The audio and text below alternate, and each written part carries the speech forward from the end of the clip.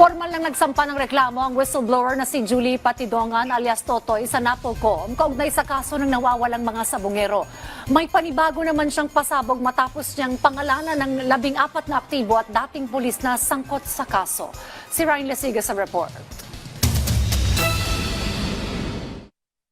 Wala akong katatakutan sa kanila. Kung bulag na buong pamilya ko, papatayin niya. Una sinabi ko sa kanya, okay lang, patayin mo ako, pero patayin mo buong pamilya ko. Hindi na pwede yan.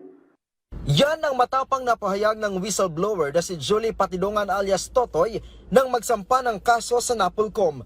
Laban yan sa mga pulis na sangkot sa missing sabungero. Isa-isa niyang inilaglag ang mga miyembro ng Philippine National Police na dawit sa pagkawala ng mga sabungero. Ayon kay alias Totoy, ang mga pulis ang tagadukot at tagaligpit sa mga sabungero na nandadaya o yung tinatawag na nunyupi. Colonel Malinaw, Lieutenant Colonel Orapa, Mark Philip Almadilla, Police Major Mark Philip Almadilla, PEMS Aaron Cabillan, PCMS Arturo De La Cruz Jr., PSMS Anderson Orozco Abare, PMS Joey Encarnacion, PSMS Mark Anthony Manrique, PMSJ Renan Polencio, and PSSJ Alfredo Oy Andes, Police Corporal Angel Joseph Martin. Yes, pero retired na siya, si General Espomo. Sinabi pa ni alias Totoy na kumukubra ang Lieutenant Colonel ng 2 milyong piso kada buwan, habang 200,000 piso naman ang payola ng Police Colonel. Habang kasama naman sa Alpha Group, ang retired general nakahati sa binibigay na 70 million pesos.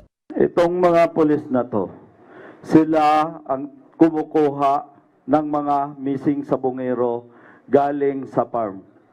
Sila ang nagdadala doon sa Taalik. Marami yan sila actually. Hindi ko lang mapangalanan dahil kilala ko naman yan sila sa mukha. Reklamong grave misconduct at conduct unbecoming of a police officer ang kakaharapin ng mga pulis.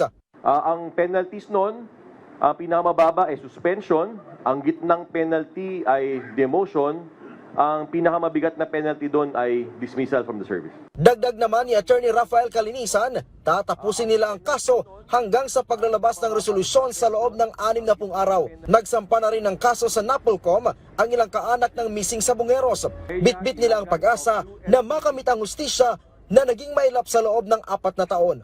Naiiyak ako kasi at masaya nararamdaman namin yung suporta nyo.